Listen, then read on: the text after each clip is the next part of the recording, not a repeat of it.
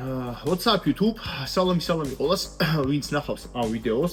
მოგლეთ ახალი პოდკასტი მეგობრებო და დღეს შევეხები ერთ ფაქტიურად პატარა მინი საინტერესო თემას და მე შესაბამისად კითხვა-პასუხის რეჟიმიც რა თქმა უნდა გვექნება.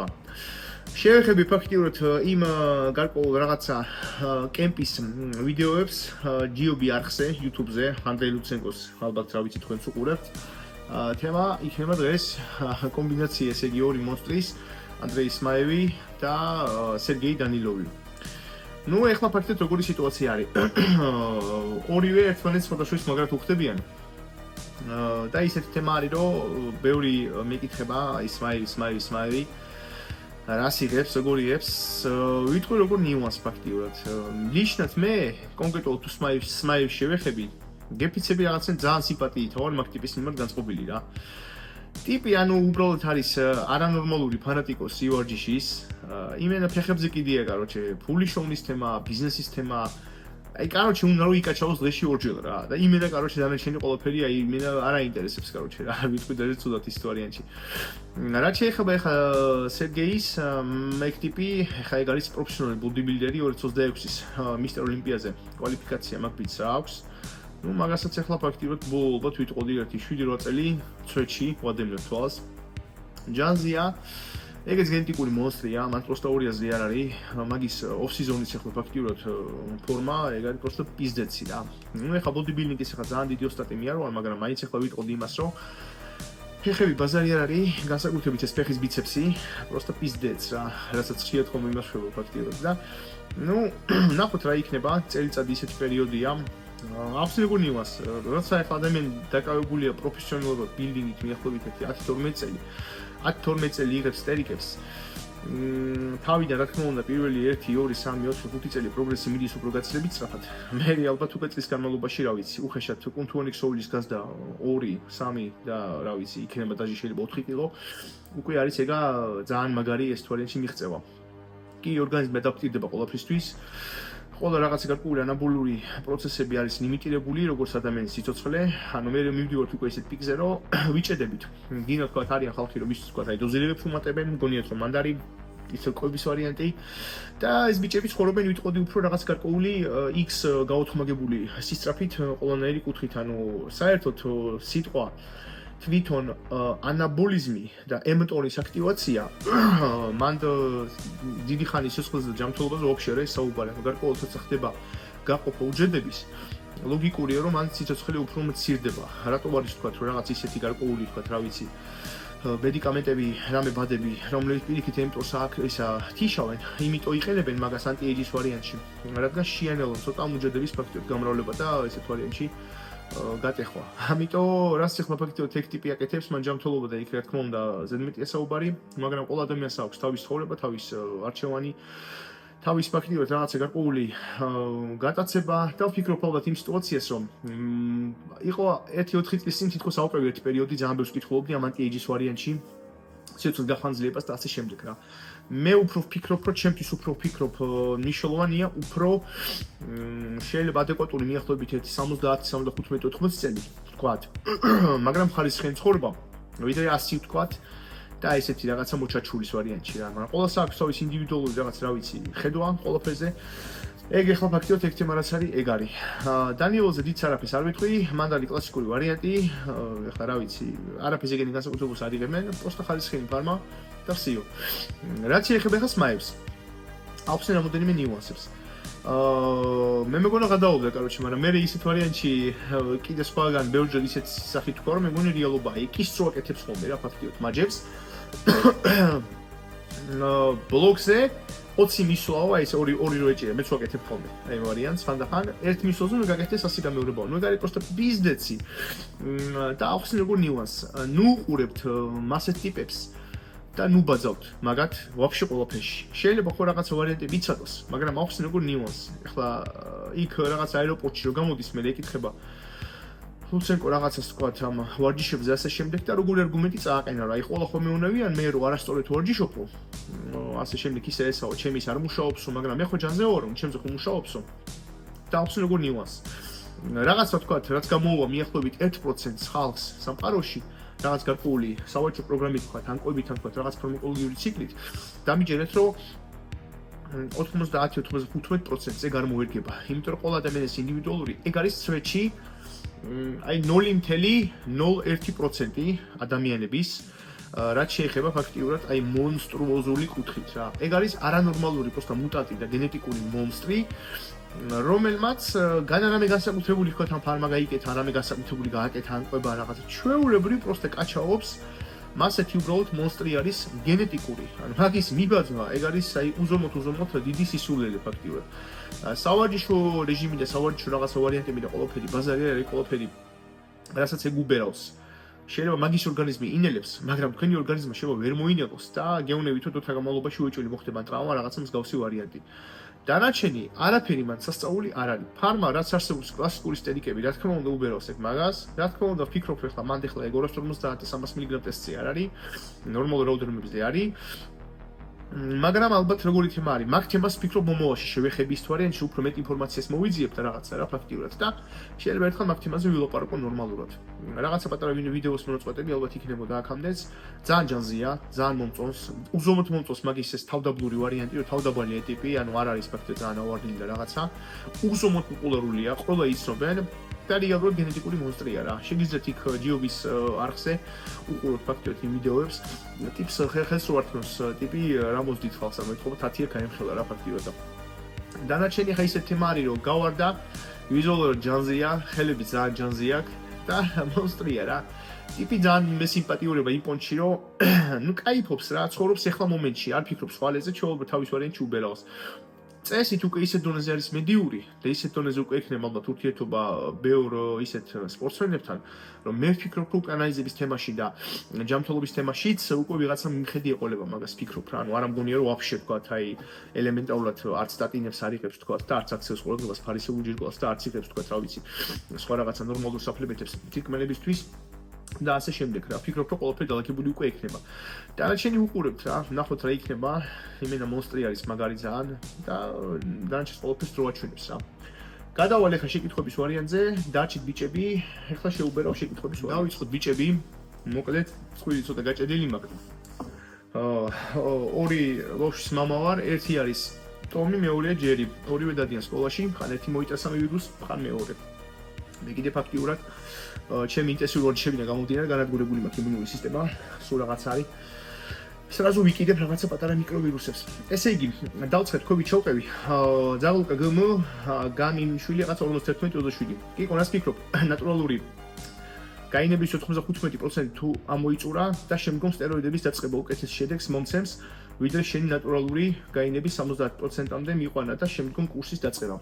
ეხლა როგორი სიტუაციაა, რა თქმა უნდა, ჯობია ყოველთვის რაღაცა ვთქვათ, ეს თუ ვარიანტი ვთქვათ, სუფთაზე ვარჯიშო. რადგან დაინახო ვაფშე ვთქვათ, ზიროდან ელემენტარულად სწორედ იკვებო, რავი, ქონდეს რაღაცა ბაზა ვთქვათ, ბეჯგუფის ვიტამინები ქონდეს, რავი, პროტეინი შეიძლება, კრეატინი შეიძლება, ეს რაღაცა ლაით ვარიანტები რა ვთქვათ.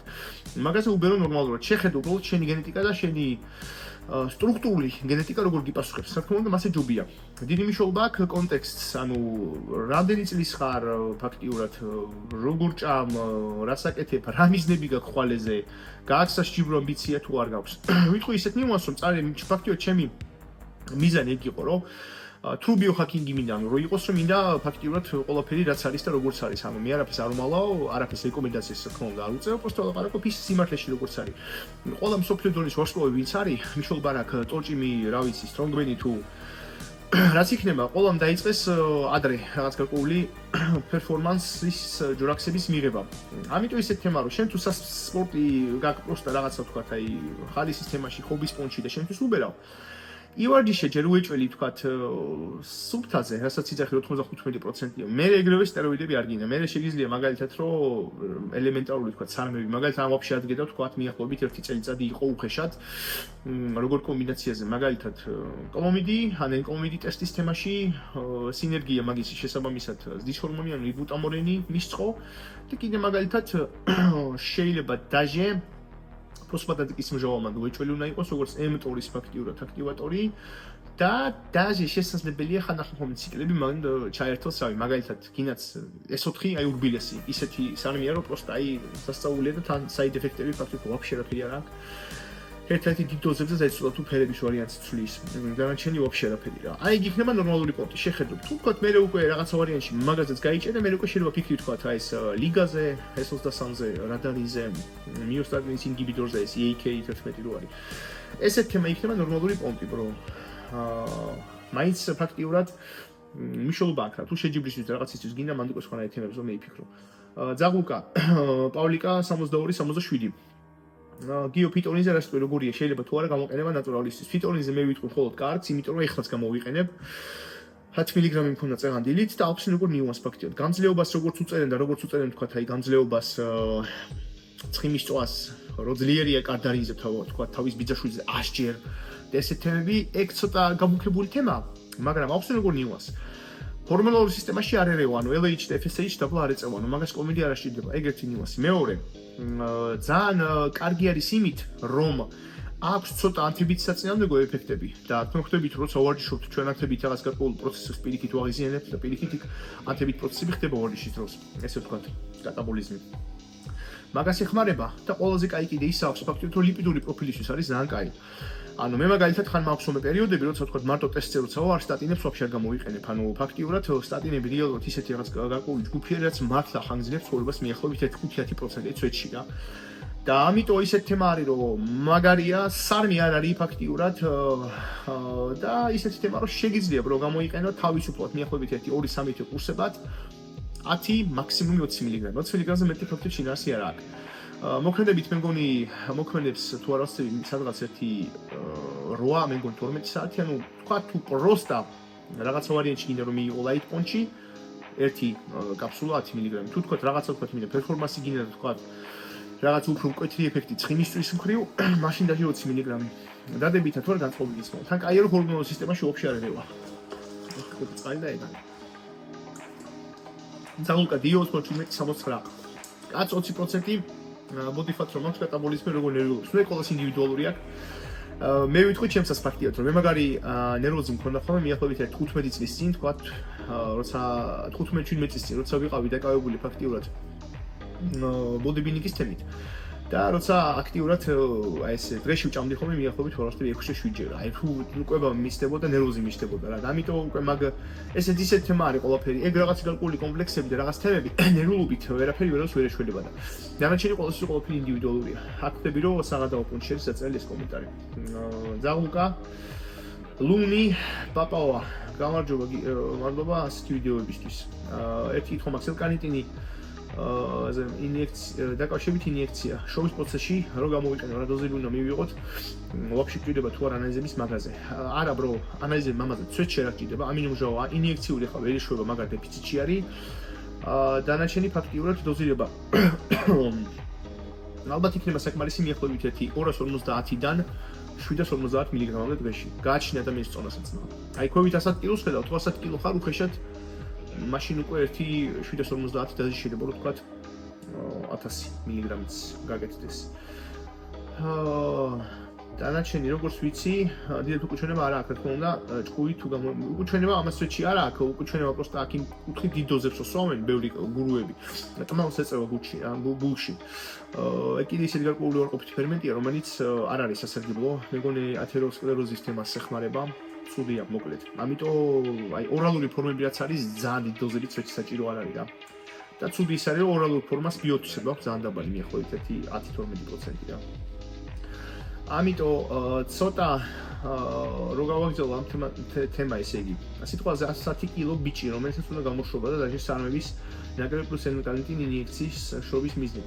არა შეიძლება უნდა ელოდოსო კანი გაიწელება ყველაფრით არაფერ გაიწელება ძმა ეწელებათ ფაქტობრივად იმათ ვისაც არიან მიახლოებით over 150-160 კილო რესკად იკლებენ ძალიან წოლას მაშინ შეიძლება ფაქტობრივად ხაშინ არ მგონია 100 კილო რო ხარ დროის თემა რაც დაიკლებ უფრო პლავნად ეს კოლაგენი კანის კოლაგენის სინთეზის ვარიანტი უფრო მოხდება უფრო შესაბამისად ნელა და არ გექნება დაჟე შეიძლება სტრიების თემასაც დაჟე გადარჩე რა ამიტომ ნელა დაიკელი უხეშად ისე რომ რავი საწყისად შეიძლება დაჟე კვირაში მიახლოებით 1 კილო ნახევარი შეიძლება დაჟე ცოტა მეტი მე უკვე ფაქტიურად უკვე მეორე მესამე თვიდან ალბათ ოპტიმალური იქნება კვირაში მიახლოებით 1 რა ვიცი 500-დან 800 გრამამდე რა რასაც შეიძლება მოფსარმების თემები და რაღაცები ელკანტინი შეგიძლია გააკეთო მაგალითად და შეიძლება როგორ იქნება გააკეთო. მაგალითად აიღო თქვა ეს ფიტორინას წამოვილაპარაკეთ, ინიექციური კარნიტინი შეიძლება. კლენი შეიძლება ცოტა რაოდენობით და მაგალითად კიდე რაღაც ისეთი ვარიანტი ფაქტიურად, როგორც აი მაგალითად აი ეს 4-ია ძალიან მაგარი შრობის ვარიანტი შეიძლება. 25-30 მგ-ს ვამატებ ტესტზე, ხო არ ფაქტიურად. აშკარად 1-2 კვირაში ხორცი მიხდება სხვანაირად, თითქოს აი პრესიც უფრო თითქოს მეტყობა რა და ამიტომ მაგკუთხით უფრო უნდა იყო, არაფერი არ ჩამოგეწენება, ყველაფერი გექნება ჯიგრულად. დაღუპა ლეგენდა 7 რაღაც მოკლედ. მადლობა გიო პასუხებისთვის, უჯიგრესი კაცი ხარ, გაიხარისმაო. გიო კიდევ ერთი კითხვა რო დავამატო. ზეთ დისკუს კომპოზიტუმზე არის მოკლედ ესე იგი სამჭიდელი ამ პრესებს გასამაგრებად და ასევე დაჟე პრესებსო. შოთაშოს კაიწონებს უბრახუნებენ. ბრო, მე მყავდა და მყავს ახლა ერთი მეგობარი, რომელიც აქ ვარჯიშობდა ჩემთან დარბაზში, 5-6 წლის წინ.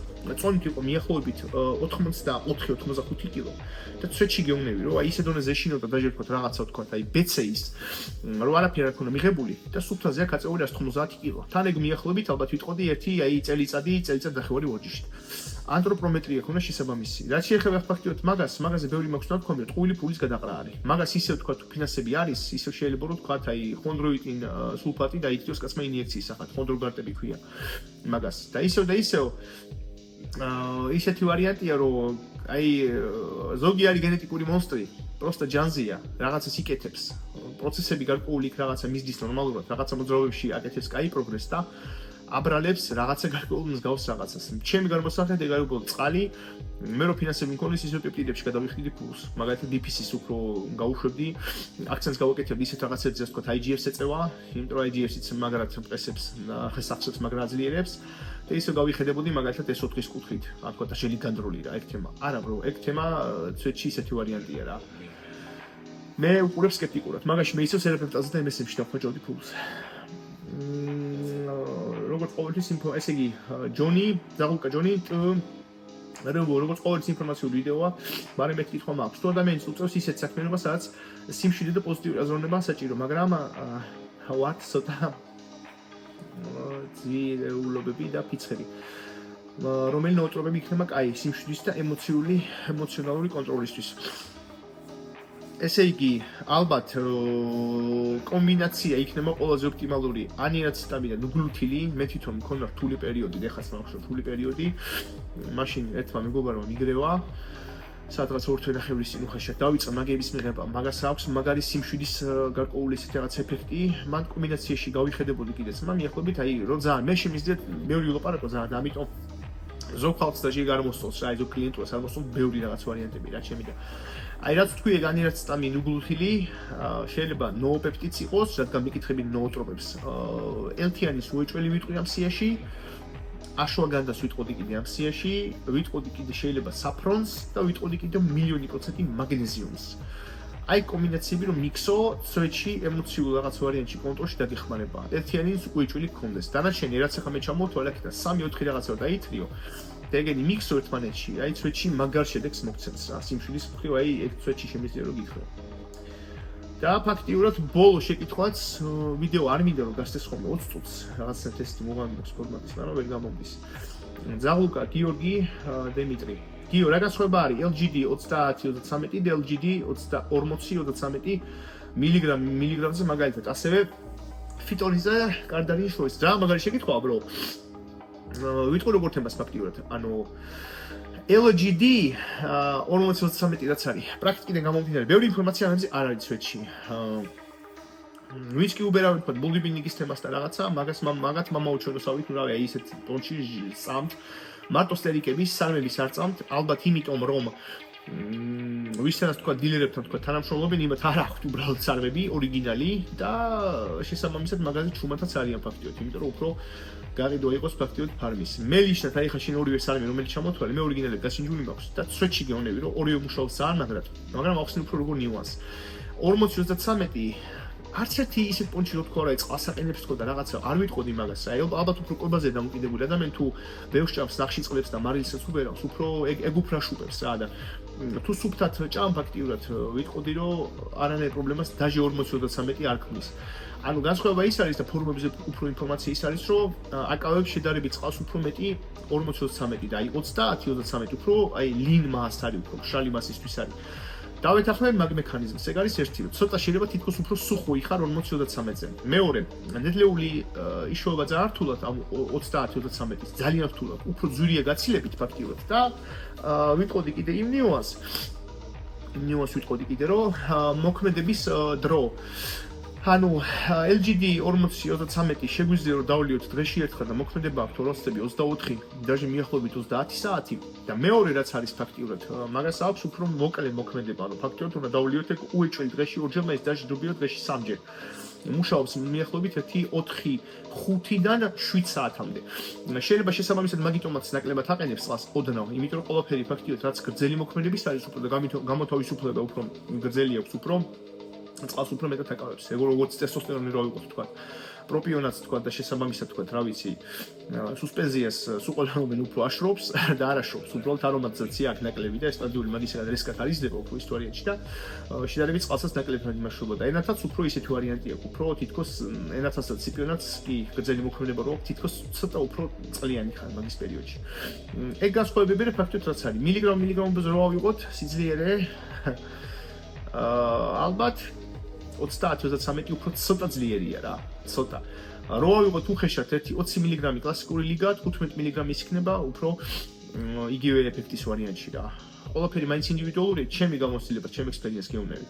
მაგრამ ვერ დაითხრობ რო ეხლა 30-33-ს. იცოდეთ რომ პროსტა კოსმოსური პიზდეცი ხდება და მოხდება და ნახავთ რომ მომავალში იქნება ვაფშე სანატრელი ხარისხენი ესეთი რაღაც ნივთიერებები და დაჟე შეიძლება რამე სტერიკები, იმიტომ რომ ქარხანები ჩინეთში როგორც თქვი დაიკეტა, 80 ქარხანა ახლა მიდის სულ ფეიქი.